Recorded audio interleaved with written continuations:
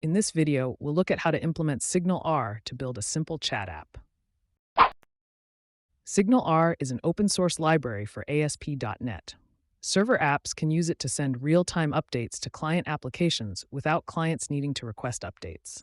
It is typically used for chat apps, dashboards that monitor some activity, collaborative applications, for broadcasting events, etc. We'll start with a new Blazor web app and select .NET 8 for our framework. We'll tick Configure for HTTPS, and for the interactive location, we select WebAssembly because the server needs a client app to signal to. In the server project, we'll add a folder called Hubs.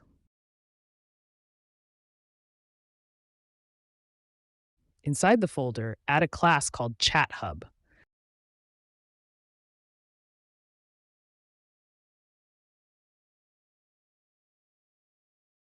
This class needs to inherit from Hub.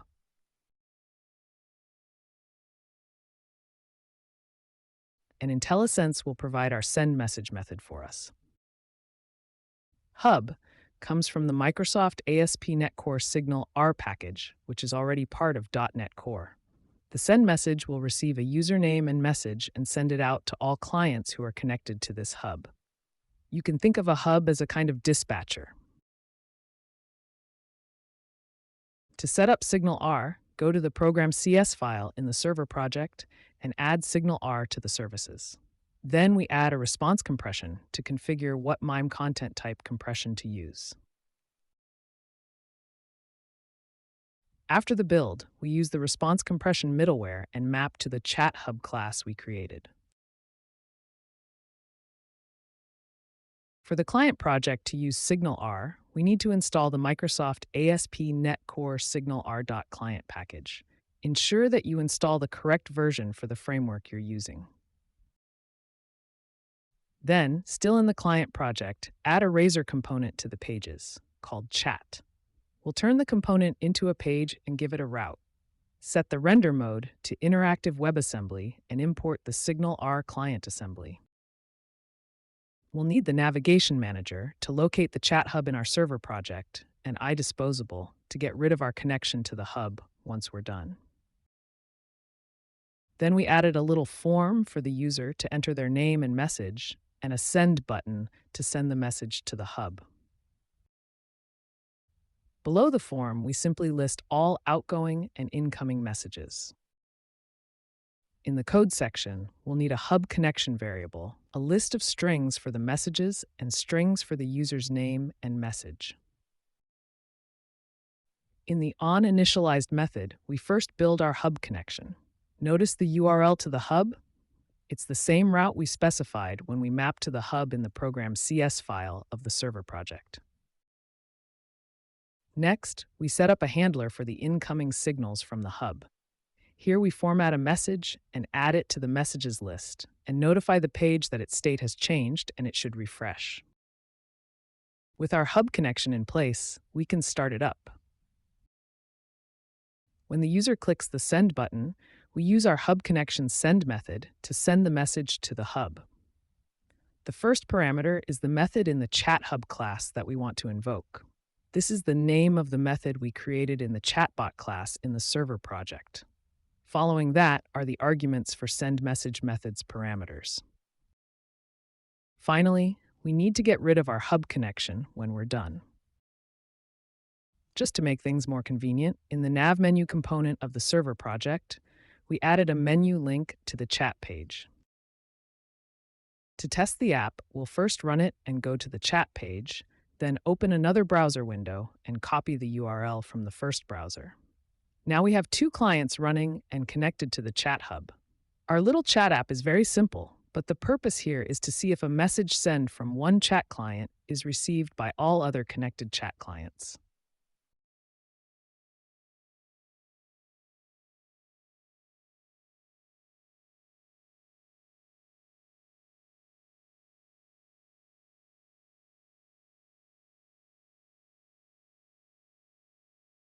Let's go and improve our app a bit. What we want is for the user to be able to join or leave the chat room. For this, we'll add a join method in our Chat Hub class and override the onDisconnect event when the user leaves or closes their browser tab. But we also need to keep track of the users that are in the chat room.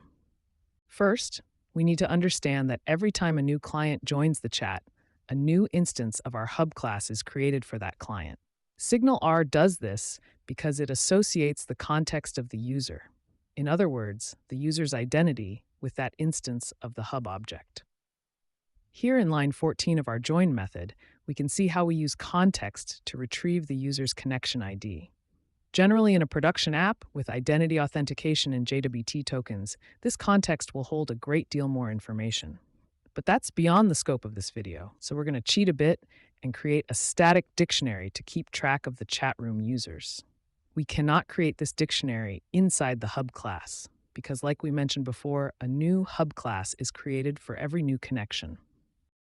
So we added another class here in our Hubs folder called MyHubUsers. This little static dictionary class can get a user's name by the connection ID, add a user, and remove a user from the dictionary.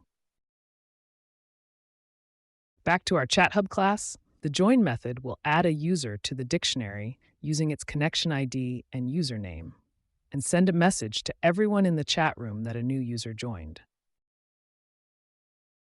When the user leaves or disconnects, we retrieve the user's name from the dictionary using its connection ID, remove the user from the dictionary, and send a notification to the chat room. Back in our chat page in the client project, we add a little method to indicate whether the user is connected to the chat room or not.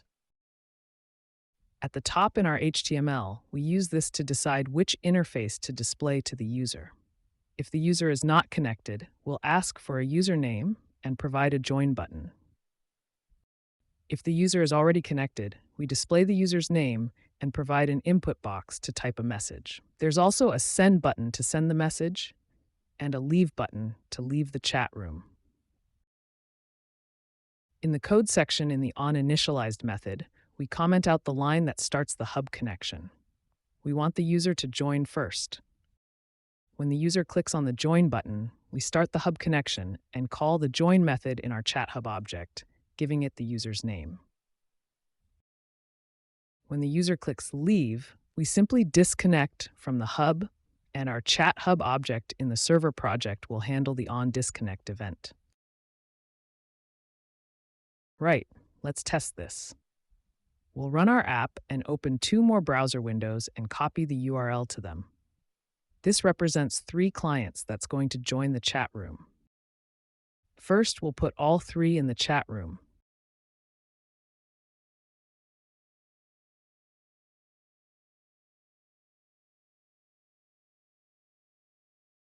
Then every user can join, and we should get a response in the chat.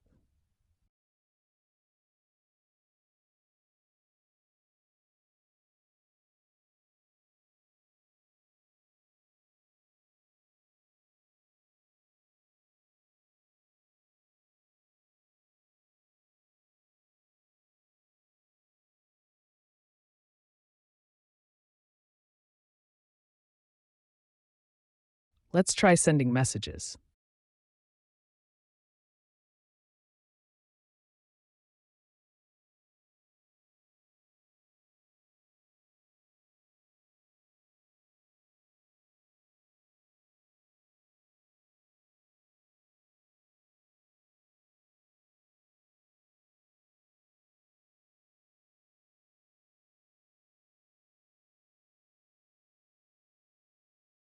Now let's see what happened when a user leaves.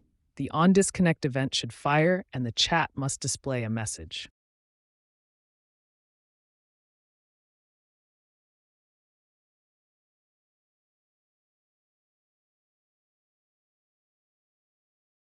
The onDisconnect event should also fire when a user closes their browser without leaving.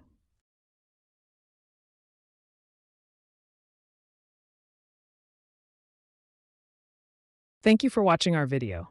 For more tutorials on C#, hit subscribe and click the reminder. Give us a like so the video can be visible to more people.